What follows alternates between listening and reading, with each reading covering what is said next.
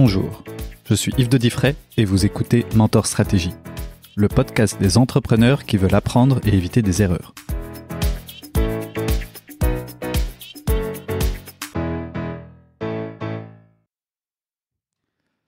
Bonjour Olivier de Diffray.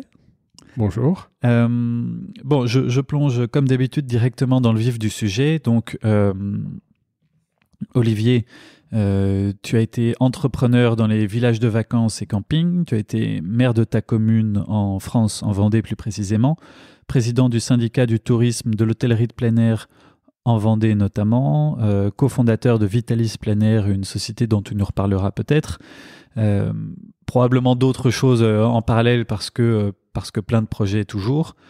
Ça fait déjà un emploi du temps bien rempli. Peut-être avant de revenir un peu plus sur ce parcours, il y a quelque chose qui me titille et que j'aimerais bien voir plus précisément parce que c'est le secteur du tourisme dans lequel tu as fait une grande partie de ta carrière, si ce n'est toute.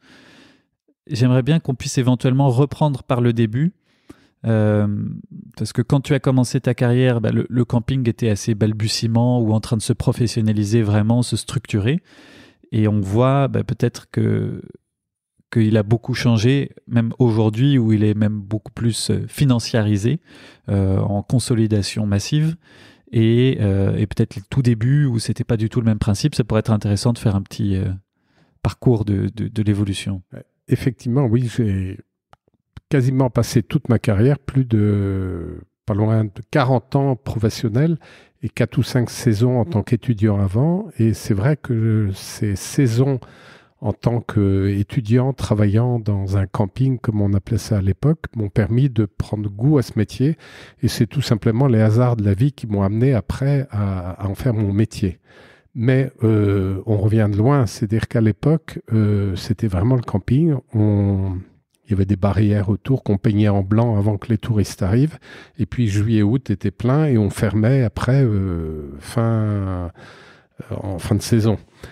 Aujourd'hui, c'est un métier qui a évolué au cours de ces années profondément pour devenir non pas le camping, mais l'hôtellerie de plein air et des villages de vacances, de loisirs, de tourisme aujourd'hui, qui se sont vus adjoindre un nombre d'activités qu'on n'imaginait même pas à l'époque, des centres commerciaux, des bassins ludiques, des toboggans, des piscines couvertes, des jeux, des animations, des salles de spectacle, qui étaient bien sûr pas à l'ordre du jour du tout à l'époque, avec des structures d'hébergement, mobile-home, chalets de loisirs et autres, qui sont venus remplacer les tentes et les caravanes qu'on avait à l'époque, très basiquement dans les années 65-70, quand j'ai commencé. J'ai réellement commencé à reprendre ma première affaire dans les années 81-82 à peu près, mais j'avais fait 4-5 saisons de camping traditionnel avant. Ok. 81-82, des années compliquées en France, avec un changement politique. On va pas parler politique, mais probablement aussi une année compliquée économique pour se lancer, non ? Eh bien, oui. Oui et non. Oui, parce que il y a eu des changements et un arrêt brutal en 81, je me souviens des demandes. À l'époque, on commercialisait des mobil-homes sur des parcelles. C'était innovant en Vendée. Et du jour au lendemain, les demandes se sont taries quasiment.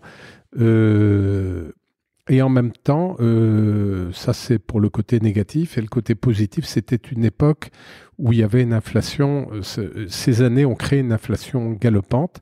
Et cette inflation m'a permis de me positionner professionnellement et de racheter mon outil de travail avec des associés, parce que j'avais 27-28 ans, donc c'était pas à ma portée financière tout seul. Mais cette inflation a fait que ça permettait à un jeune entrepreneur que j'étais, qui avait une vision de ce qu'allait devenir ce métier, de pouvoir s'endetter avec une capacité de financement. À l'époque, on faisait des crédits professionnels sur des investissements à long terme sur 10 ans, 12 ans maximum, ça nous paraissait, pas sur des fonds de commerce, mais vraiment sur l'outil de travail. Et l'inflation de 15-16% que j'ai connue dans ces années-là permettait d'avoir une vision... c'est pas tout à fait l'inflation, c'est le taux des emprunts à 16% et une inflation qui était de 6, 7, 8% à peu près à l'époque. Oui, ok. Donc, il fallait réussir à combler la différence. Voilà. Mais on avait toujours cette progression qui permettait d'augmenter les prix en même temps que le développement de l'activité économique. Ok. Donc, j'ai fait une petite digression économiste. Et donc, si je comprends bien, en fait, au début, les campings, c'était des champs, des terrains. Absolument. Là, le camping, les dunes à Brettingel-sur-Mer, donc sur lequel j'ai débuté ma carrière, était tout simplement, historiquement, une dune qu'une famille de propriétaires locaux possédait, de famille. C'était des pâturages, il y avait des moutons, l'été à la belle saison, et puis le reste, il n'y avait aucune... faut savoir que ces terres dunaires et autres n'avaient aucune valeur dans les années... dans le début du XXe siècle, jusqu'après la guerre. Ça n'avait aucune valeur. Ça a vraiment été le départ de ce besoin de vacances, de ce besoin de plein air, a été les années d'après-guerre, les lois de 36 sur les congés payés, mais véritablement, les années 50 à 60, 57, 58, ont vu réellement le démarrage. Et le propriétaire de ces dunes sur lesquelles le camping a été installé a d'ailleurs commencé sa carrière comme agriculteur, tout simplement. Il cultivait à certains endroits, chez lui et puis sur ses dunes, des légumes de saison. Et il commençait en même temps à y avoir des gens qui s'installaient naturellement dans les dunes avec leurs tentes. Personne n'y trouvait à redire à l'époque, c'était vraiment peu courant. Et lui-même s'est dit, je vais aller vendre mes légumes aux gens qui campent sur mon terrain. Ça a duré quelques années, 3-4 ans, jusqu'au jour où ce brave monsieur a voulu vendre des légumes à un campeur installé sur son propre terrain, qui lui dit « Monsieur, vos légumes sont trop chers », qui l'a viré quasiment en le poussant un bon coup de poing. Et ça l'a fait atterrir, il est rentré chez lui et dit « Je suis chez moi, je vends mes légumes et il y a quelqu'un qui campe, il y a un truc qui ne va pas ». D'où l'idée lui est venue, il était un peu précurseur dans les années 57-58, de dire je vais mettre une clôture autour de mes dunes. La fameuse barrière blanche. La fameuse barrière blanche qu'il fallait repeindre. Et je vais faire payer les clients pour rentrer. Et puis en plus, je pourrais leur vendre mes légumes. Ce qu'il a commencé à faire. Et rapidement, il a arrêté la culture pour se consacrer à l'accueil touristique. Et donc, accueil touristique qui a bien changé. On disait tout à l'heure, avant de commencer, ce terrain est devenu maintenant un gros camping 5 étoiles, avec 760 emplacements. Ça fait combien de personnes quand il est plein ? C'est une grosse... en termes de tourisme de plein air, d'hôtellerie de plein air, comme on dit aujourd'hui, on est passé du camping à l'hôtellerie de plein air, et ça indique ce que ça veut dire. Ça densifie les équipements et autres. Oui, puis on parle d'étoiles aussi, comme on parle de palaces. Comme on parle dans l'hôtellerie de haut de gamme et autres. Et effectivement, on accueille en haute saison 2800 personnes à peu près en haute saison. Oui, donc c'est une ville. Enfin, c'est une petite ville. C'est une petite ville avec son centre commercial, ses équipements plats emportés, restauration, équipements de loisirs aquatiques, de jeux pour enfants. Il y a une salle polyvalente qui peut accueillir 500-600 personnes à peu près. Donc on est quasiment à un niveau d'équipement d'un petit village qui vit et qui est qui vit bien parce que la vie est très... les gens vont beaucoup à pied puisqu'on est au bord de la plage. Donc il y a une vie qui s'instaure et où les choses se font de manière assez fluide. On ne se rend pas compte sur le site de la densité de population qu'il y a parce que chacun va qu'à ses occupations sans... Et à son espace. À son espace, oui. Mais justement, dans ta carrière, on en a parlé brièvement tout à l'heure, tu as eu d'autres occupations, d'autres parcours, notamment une société dans laquelle tu avais travaillé qui s'appelle Vitalis, je crois, et par laquelle tu as pu aménager, racheter, structurer d'autres villages de vacances.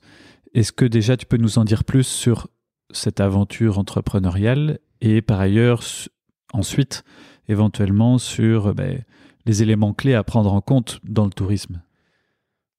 Pour remonter un peu plus en arrière, c'est vrai que ce premier camping était un défi important pour moi parce que je venais d'avoir une autre activité professionnelle. J'étais commercial, donc j'avais des expériences de saison en tant que salarié responsable d'un camping, de l'accueil et autres, mais je n'avais aucune expérience de chef d'entreprise. Par contre, j'étais motivé par cet aspect-là de la vie. Passer des vacances tranquilles, heureux en famille et autres, a toujours été une motivation pour moi. Donc ça m'a investi. Et cette première expérience de camping a fait que j'ai trouvé tout son sens. Je me suis bien développé et je me suis vite embêté. Pourquoi ? Parce que une fois qu'un outil est bien en place, c'est de la gestion. Et j'étais plutôt, je l'ai réalisé après coup, plutôt un constructeur entrepreneur qu'un entrepreneur gestionnaire, j'allais dire, de site. Donc rapidement... Plus un hunter qu'un farmer, comme on dit. Peut-être, oui. Mais j'avais à l'époque des équipes qui fonctionnaient bien, les choses étaient bien en place. Donc j'ai rapidement eu envie de développer d'autres entreprises dans le même domaine parce que je me sentais un peu des ailes. J'étais au tout début de ce renouveau de l'hôtellerie de plein air, de ces villages clubs. J'avais bien en tête le concept. J'étais le premier en Vendée à installer des mobil-homes que j'allais acheter. Alors, mobil-home, je précise, bungalow en Belgique. Bungalow, appelé oui. Bungalow, oui. Que j'allais acheter en Angleterre à l'époque. Il n'y avait pas de production en France. Donc tout ça me passionnait. Et donc la conversion livre-franc aussi. Oui, j'importais. Alors je faisais attention aux variations de change, c'est vrai. Mais ça m'a passionné parce que le marché prenait bien, ça répondait. Et d'où l'idée que j'ai eu rapidement de développer d'autres entreprises en Vendée, à Talmont, Saint-Hilaire, Saint-Hilaire-de-Riez, enfin dans d'autres communes vendéennes du littoral, d'autres belles entreprises, d'ailleurs un camping de 500 emplacements avec 2000 et quelques clients, un autre sur une grande commune touristique de Vendée, Saint-Hilaire-de-Riez aussi, où j'accueillais 1500 clients. Et j'ai vite buté sur les aspects financiers. C'est-à-dire, je faisais appel à des co-investisseurs à mes côtés, parce que c'était déjà à l'époque une industrie qui demandait des capitaux lourds, importants, parce qu'il du moins. faut un paquet d'hectares pour pouvoir construire, et ensuite il faut acheter beaucoup de VRD, de réseaux, d'installations communes, de piscines, de salles, de commerce et autres. Donc c'est coûteux. Et j'ai vite buté sur ces capacités que j'avais. Mes épaules n'étaient pas assez larges pour supporter tous ces développements. Mais comme j'avais vraiment envie de poursuivre dans cette voie-là, et j'ai proposé à une société importante qui s'appelle Odalis Vacances en France et qui cherchait à développer une activité dans l'hôtellerie de plein air. Donc je leur ai proposé un partenariat. Nous nous sommes associés dans tout début des années, au fin des années 2000 à peu près. Nous sommes associés j'en étais le directeur général. Eux avaient des capitaux, moi j'avais les idées, on pourrait dire, et pour développer une chaîne de camping, qui est une belle chaîne de camping, d'hôtellerie de plein air, de villages de vacances aujourd'hui, qui s'appelle Odalis plein air, Vitalis plein air, et qui aujourd'hui a une bonne trentaine d'établissements en France. Et pour t'indiquer le potentiel de développement qu'il y avait à l'époque, en quasiment 2 ans et demi, 3 ans, on a réussi à ouvrir une dizaine de sites, de reprendre et ouvrir une dizaine de sites touristiques. Et on avait le potentiel commercial de développement et ça m'a bien correspondu puisque je m'attelais à structurer, développer cette chaîne. Et en même temps, il y avait toute une organisation commerciale et autres qui ne dépendait pas de moi. Et ça faisait bien mon affaire parce qu'on ne peut pas s'occuper de tout. Et j'étais beaucoup plus à l'aise à m'occuper de trouver du foncier, gérer des projets de développement qui ont permis de développer cette chaîne d'hôtellerie de plein air. Alors, comment est-ce qu'on fait pour trouver cet associé miracle ? Eh bien, d'abord, c'est pas que j'étais mal pris à l'époque, c'est que j'étais soucieux financièrement. Je voyais bien que j'étais dans une fuite en avant, de projet en projet, et que je traçais toujours des plans sur la comète sans une assise financière suffisante. Et j'étais bien conscient que si je voulais, entre guillemets, si je peux me permettre, m'amuser à développer, je ne pouvais pas jouer avec l'argent des autres, qui était l'argent de mes co-investisseurs dans telle ou telle entreprise, et qu'il fallait une assise financière plus large. C'est pourquoi j'ai cherché chez les gens, c'est moi-même qui ai prospecté mes futurs partenaires. Je les ai invités à visiter les différentes installations, les différents sites touristiques que j'avais équipés en Vendée. Et à la suite de ça, ils ont été séduits puisque eux-mêmes avaient ce projet de se développer en disant c'est une très bonne occasion de trouver un partenariat associatif pour redévelopper sur les bases de mes équipes, de ce que je connaissais et autres. Et donc, si je résume, c'est oser aller voir et présenter son projet. C'est ça. Parce qu'à l'époque, tu avais quoi? Tu avais 35, 40 ans? Oh, j'avais un peu plus, j'avais 45 ans à peu près. 45 ans. Oui, donc tu connaissais déjà ton domaine. J'avais déjà fait mon petit tour tout seul et je voyais bien que j'avais un peu moins de 45 ans. Je voyais bien que je butais sur certains aspects que je ne maîtrisais plus et surtout que je me mentais un peu à moi-même sur certains aspects financiers.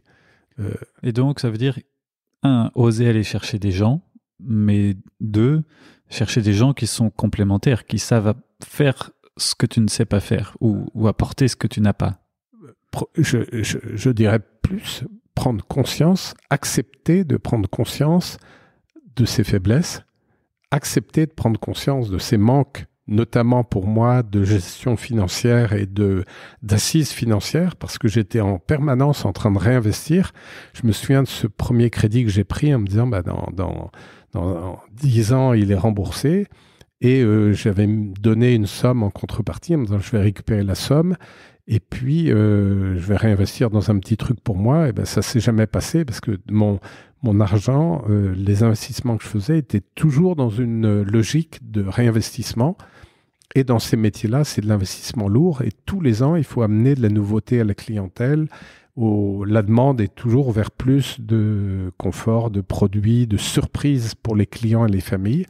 Donc, pour revenir à ce qu'on disait, la première chose pour moi, c'est accepter de prendre conscience de ses manques, de ses lacunes, notamment financières pour moi, et donc de s'ouvrir à des investisseurs en toute transparence. Je veux dire, non, moi, je suis plus capable de faire ça tout seul. Est-ce que, par contre, je maîtrise d'autres aspects, l'urbanisme, le développement et autres. Est-ce qu'on peut faire un bout de chemin ensemble?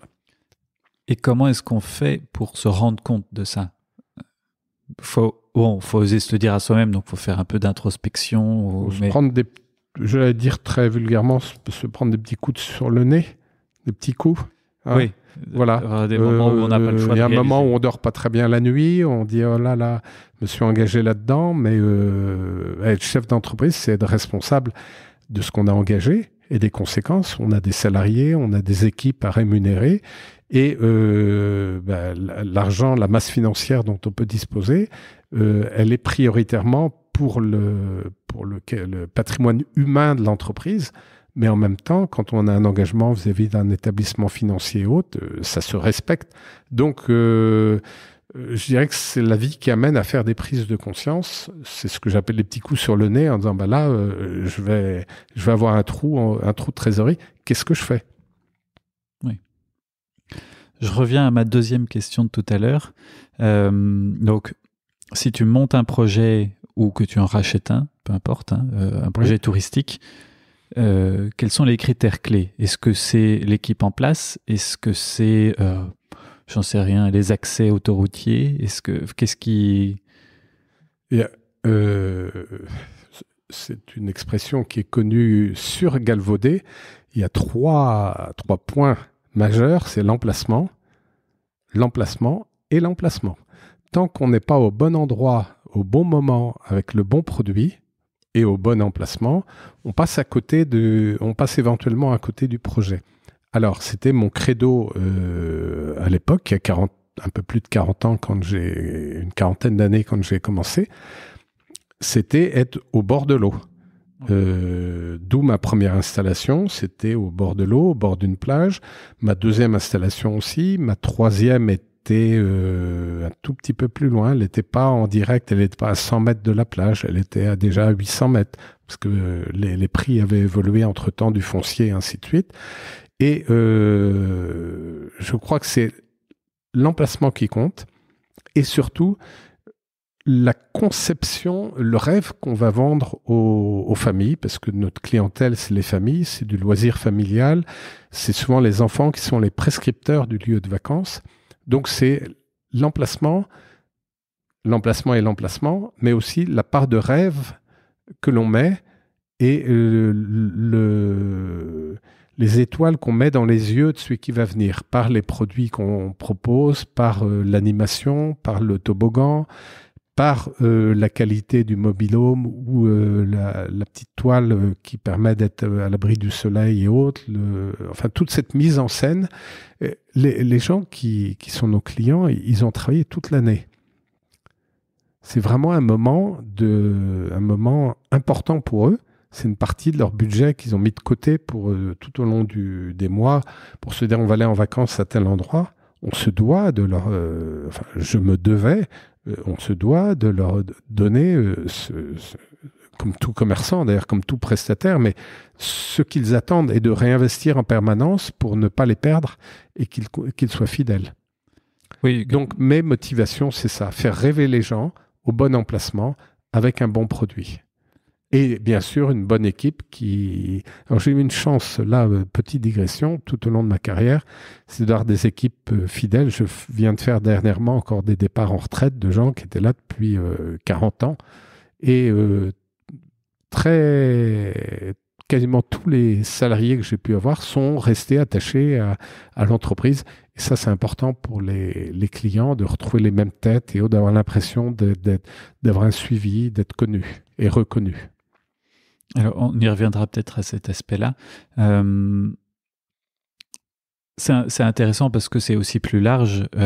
Si j'extrapole un petit peu, en fait, quand on crée un produit, il faut avoir en tête le profil type d'utilisateur et penser à lui, en se disant quel va être son usage du produit, est-ce qu'il sera content de l'utiliser, et voilà, toujours penser à lui, c'est bien ça, hein? C'est ça.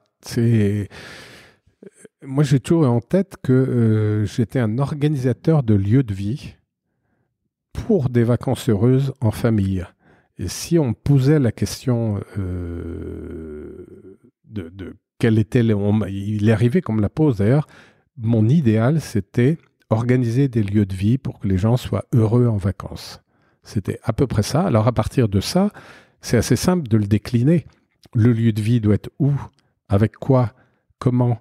Avec des piscines, avec un tennis ou pas, avec une piste de vélo, avec ainsi de suite.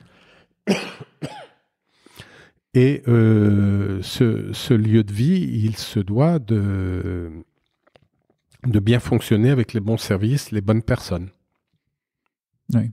Oui, c'est ok. Et donc, est-ce que c'est aussi dans cette logique où à 35 ans, environ 35 ans, hein, tu deviens maire de ta commune en plus? Tout à fait. Comme je le disais tout à l'heure, je commençais quelquefois à m'embêter. Un projet, une fois qu'on le monte, il faut 2-3 ans et autres. Puis au bout de 2-3 ans, il roule, il fonctionne bien. Et je n'avais de cesse que de repenser à de nouveaux projets. L'opportunité s'est présentée pas que je me présente d'ailleurs, parce que c'est des amis ici dans ma commune qui sont venus me trouver en disant écoute, on cherche une tête de liste, notre liste est faite, on cherche une tête de liste, tu es dans le tourisme, on est une commune touristique et tu as forcément des idées à nous amener. Donc c'est ça qui m'a amené à être élu. J'y avais jamais pensé, ça m'est tombé dessus, si je peux dire, en 15 jours, parce que j'ai monté ma liste. Nous avons présenté notre liste 15 jours avant les élections. C'était à l'époque où n'y avait pas de politique au sens propre du terme. C'était est-ce que cette personne a un bon projet pour nous ou pas? Oui, donc c'était pas encarté politiquement, c'était un projet pour la commune. Pas du tout, c'était le projet pour la commune. Qu'est-ce qu'on fait ensemble? Est-ce que tu as des idées? Qu'est-ce qu'on fait? Et il y a des plages, il y a le centre-ville, il y a une zone balnéaire, il y a des quartiers balnéaires historiques. Comment est-ce qu'on aménage ça? Comment est-ce qu'on fait? Il y a des problèmes d'épuration parce que la commune se développe. Donc, c'était dans le droit fil. Quand je disais tout à l'heure que j'étais pas tellement un gestionnaire finalement, mais plutôt un aménageur, un constructeur, ben, j'ai trouvé mon total épanouissement dans ce domaine-là parce que du coup, je passais de mes 10-15 hectares de foncier à 2700 hectares à aménager. Et ça donnait une autre dimension à mon quotidien. Et je dois avouer que c'était passionnant. Je m'étais fixé j'ai jamais considéré que ce soit une sinécure d'être élu, d'être maire de sa commune. C'est pas un droit acquis, c'est rien. On est là pendant un mandat ou 2 mandats au service de sa population, au service de son territoire.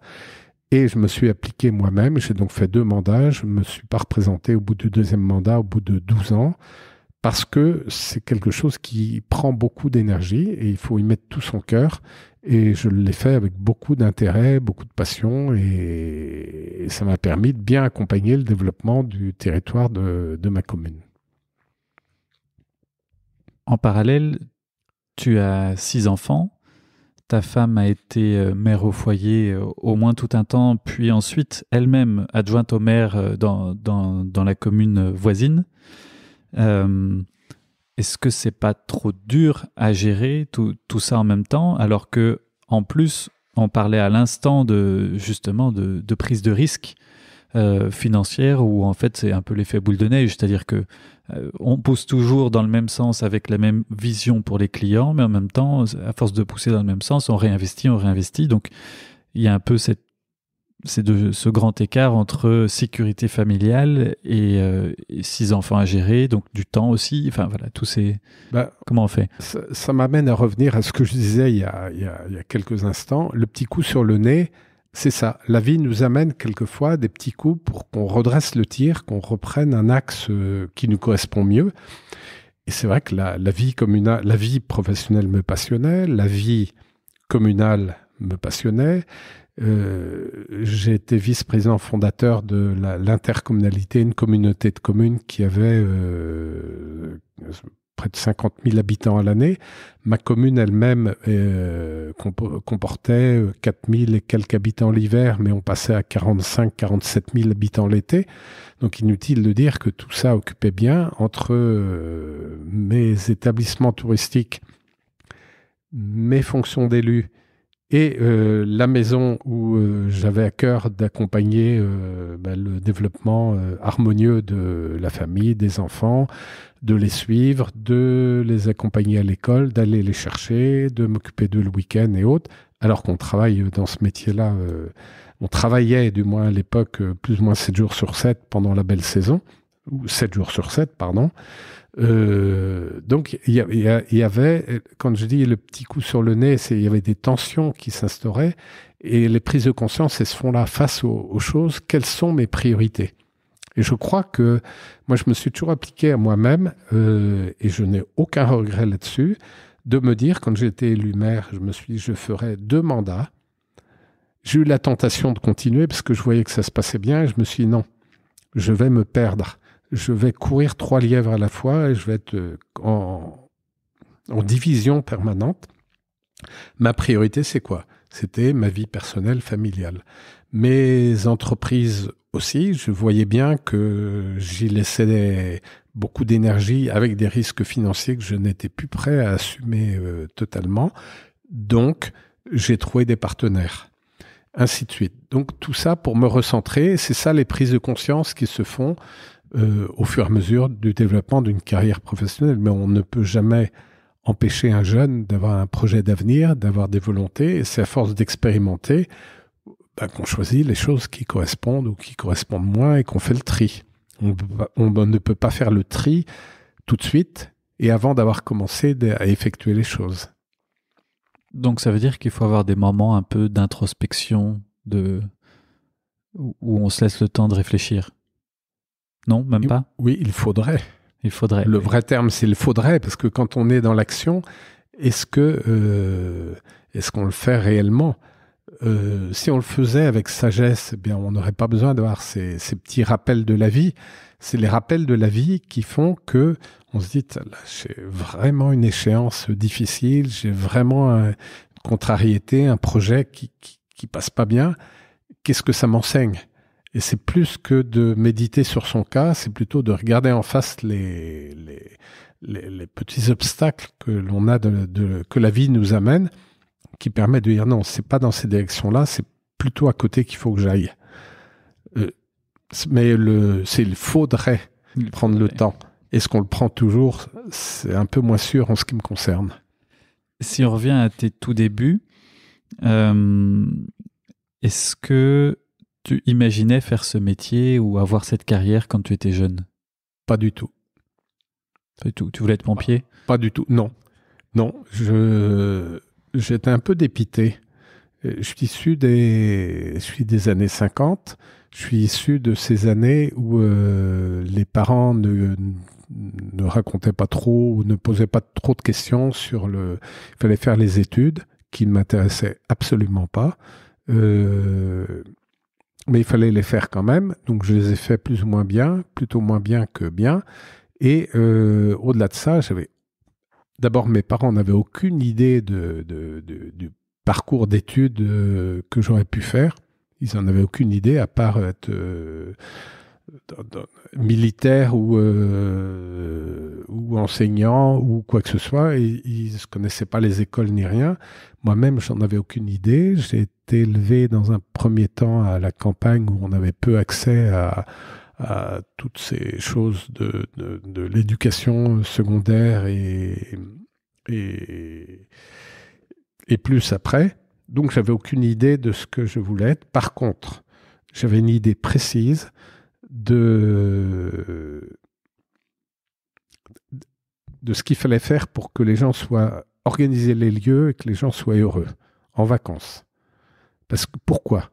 Parce que c'était pas dans ma race campagne de Bretagne, quand j'étais petit, c'était pas du tout à l'ordre du jour de s'amuser et autres. Je passais mes vacances à couper du bois, rentrer du bois pour l'hiver, ramasser des choux Bruxelles l'hiver, ramasser des pommes à l'automne, planter des choses pour après, et gratter les allées, faire les massifs, arroser. Donc je me disais, il doit y avoir moyen de faire autre chose de ces vacances. On ne partait pas réellement en vacances et je commençais à avoir des copains qui parlaient de vacances et autres. C'était un peu nouveau, mais j'avais quand même des copains qui disaient on a été en vacances à tel endroit. Et je me disais, il y a un truc là, je devrais pouvoir organiser ça. Donc j'ai commencé à imaginer ce que pourraient être des lieux où les gens, quand j'étais adolescent, je regardais les lieux, je regardais l'architecture, je disais, ça c'est bien, ça me plaît moins bien. Donc je dirais, c'est pas un parcours d'études ou c'est pas un parcours d'éducation complet, mais c'est plutôt des envies qui sont venues en moi et avec ce thème de manque que j'avais eu. Manque de vacances, en me disant il y a bien moyen d'organiser quelque chose pour que cette histoire de vacances se passe bien.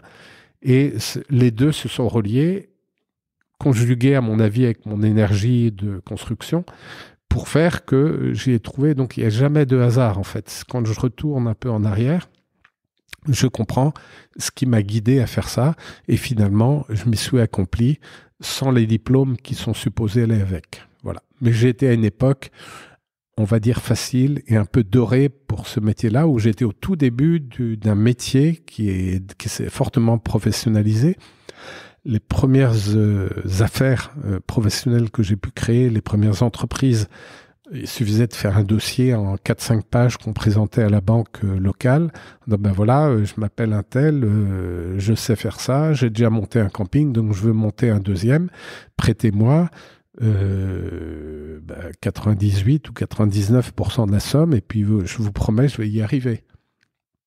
je revois une grosse opération que j'ai montée. J'avais fait un chèque à l'époque ça dira rien aujourd'hui, mais c'était une somme l'équivalent de 2 mois de salaire pour acheter un grand terrain de 10 hectares en bord de mer, et en disant au vendeur, s'il vous plaît, n'encaissez pas le chèque, parce que je savais que c'était un chèque qui serait pas honoré, parce que la somme était importante pour moi, mais en même temps, je savais que j'allais emprunter quasiment 100% pour créer l'opération derrière. Donc c'était une époque qui bien sûr est révolue. Aujourd'hui, c'est devenu un métier très fortement capitalistique, avec des coefficients multiplicateurs de valeur qui sont bien au-delà des prix de l'immobilier et autres. Pourquoi ? Parce que ce sont des opportunités de foncier. Et aujourd'hui, les valeurs sont liées au foncier, comme je disais, à l'emplacement, à la localisation, et ce qu'on peut faire dessus, c'est-à-dire qu'il y a la loi littorale, il y a les pressions de la préservation de l'environnement qui sont une bonne chose, et les opérations qui existent, elles ont une valeur liée à cette relative rareté aujourd'hui qui crée des valeurs importantes par rapport à la demande touristique. Donc c'est un métier qui est devenu un métier, je suis parti d'un métier d'ouvrier où on avait une truelle et un peu de jugeote pour savoir ce qu'on allait faire, et aujourd'hui un métier d'informatique, de développement commercial, d'Internet et de capitaux lourds, avec souvent des fonds d'investissement ou des gros investissements financiers portés par des organismes ou des gens avec des capitaux importants. C'est intéressant parce que ça veut dire que un entrepreneur peut avoir des secteurs dans lesquels il a plus d'affinité, mais aussi des secteurs dans lesquels il y a plus de potentiel pour lui à un moment donné. Et si tu avais essayé de te lancer, peut-être que dans la grande distribution, ça aurait été le même principe, mais il y a peut-être d'autres domaines où c'était pas forcément le bon moment parce que c'était déjà capitalistique ou déjà compliqué. Oui. À l'époque, j'étais, en tout cas en Vendée, assez pionnier. Tout d'abord parce que j'avais une idée précise compte tenu de ce que j'ai dit sur l'hébergement, les mobil-homes. J'avais voyagé en Angleterre, aux États-Unis, j'avais vu ce qui se passait déjà ailleurs, donc j'avais une idée de ce qu'on pourrait faire. Et à partir de cette idée, pour moi, les choses devenaient faciles à concrétiser. Tu parlais tout à l'heure de la fidélité de tes équipes. Quel serait pour toi, et c'est peut-être un des éléments, mais les 3 éléments fondamentaux, les 3 points de vigilance clés pour un chef d'entreprise? Oh là. J'ai tout fait au feeling, mais j'ai tout fait en faisant partager mon amour, entre guillemets, de ce que je faisais et des clients. C'est-à-dire qu'un salarié qui n'adhérait pas à ce projet d'entreprise, il ne se sentait pas à l'aise. Et la deuxième chose, pour moi, le capital humain est le premier. Donc, il fallait que les salariés adhèrent à ce projet touristique, où souvent on travaillait un peu plus l'été, un peu moins l'hiver et autres. Et ça faisait partie des donnes qui étaient largement acceptées, peut-être un peu moins maintenant, mais largement acceptées il y a une 40aine d'années. Ensuite, adhérer à ce projet pour que les salariés se sentent heureux d'amener cette prestation et puissent vivre en harmonie avec les clients. C'est pas que un métier technique qu'on fait, c'est un métier humain où on communique et autres. Donc, c'était pour moi le plus important. Ensuite, c'est une rigueur dans la gestion, c'est d'assurer la sécurité des clients. Quand on a, à une époque, j'avais 7-8 000 clients à dormir tous les soirs dans mes différents établissements, ça faisait l'objet pour moi de beaucoup de précautions, un peu de stress quelquefois, quand il y a un truc qui ne va pas aller ou autre, mais pour moi, c'était capital de dire il faut que tout soit organisé au mieux pour que la sécurité soit assurée, que les lieux soient propres, qu'il y ait, sur le plan de l'hygiène, soit irréprochable, que le service soit là, que chacun soit à sa place. Donc mes points de vigilance, c'est ça. Être en harmonie avec mon équipe et la demande des clients et répondre complètement aux besoins. Et après, il y a les aspects financiers où je me suis fait un petit peu des sueurs froides quelquefois. C'est important aussi et c'est pour ça que j'ai eu la sagesse, entre guillemets, de m'adjoindre d'autres partenaires. Oui. Et tout au long de cette histoire, quand tu vois que tu as des manques, quand tu vois qu'il y a des choses qui évoluent, on parlait de syndicats du tourisme par exemple tout à l'heure, comment est-ce que tu fais quand tu vois que tu as un manque? Est-ce que tu te formes? Est-ce que tu lisais? Est-ce que tu appelais des pairs entre guillemets pour les rencontrer, déjeuner avec eux? Est-ce que tu avais un mentor particulier qui te donnait des bons conseils? Déjà, comme je disais, au bout de 3-4 ans, une nouvelle entreprise, j'en avais fait le tour. Je m'embêtais un peu. C'est pour ça que rapidement, je me suis investi dans les causes de syndicats professionnels au niveau de mon département, la Vendée. J'ai créé le syndicat des Pays de Loire qui comprenait 5 départements. À ce titre-là, j'étais au bureau national du syndicat de l'hôtellerie de plein air. Et tout ça, ça me plaisait bien parce que ça me permettait de sortir de mon entreprise, de me confronter aux idées des autres, de naviguer, entre guillemets, dans des sphères qui n'étaient pas mes sphères terre-à-terre locales, c'est-à-dire pour des problèmes touristiques, d'avoir accès à des ministères du tourisme et autres pour voir des sujets à l'époque à plus long terme, des dates de vacances à réorganiser, des choses qui donnaient une ampleur de vue. Donc, j'ai jamais cherché à avoir un modèle en tant que tel, mais surtout à m'investir personnellement dans tel ou tel organisme, mais toujours sur la base de 2 mandats et pas plus. Donc, j'ai toujours fait 2 mandats de syndicat professionnel, 2 mandats d'office de tourisme local, de maire, de communauté de communes et ainsi de suite. Parce qu'après, ça demande beaucoup d'énergie et je pense qu'on a besoin de se ressourcer au bout d'un certain temps. Oui, et puis même collectivement, c'est peut-être plus intéressant qu'il y ait un changement. Oui, tout à fait. Place aux jeunes, comme on dit. Et alors justement, place aux jeunes, peut-être que ce sera la dernière chose, sauf si tu as d'autres éléments à ajouter après.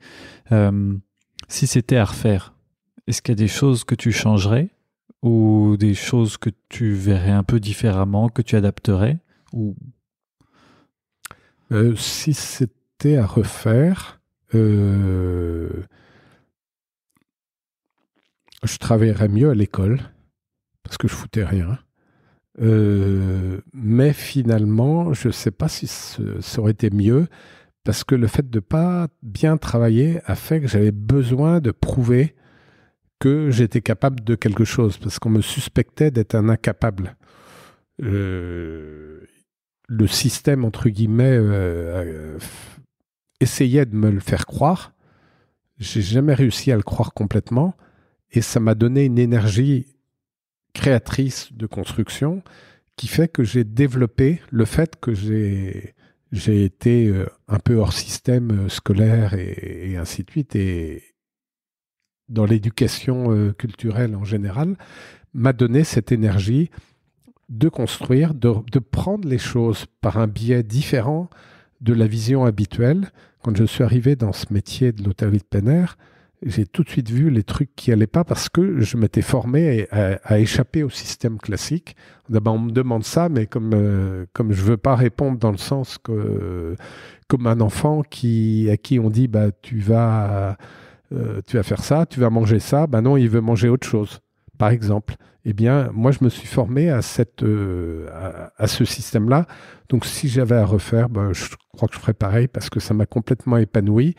Malgré les embûches, malgré les petites difficultés, j'ai quand même tenu le cap de cette histoire qui me tenait à cœur d'organiser des lieux de vie pour que les gens soient heureux en famille. Et je pense que j'y ai largement contribué, en tout cas, c'est le retour que j'ai toujours eu de mes clients et là, ça m'a amené beaucoup de satisfaction.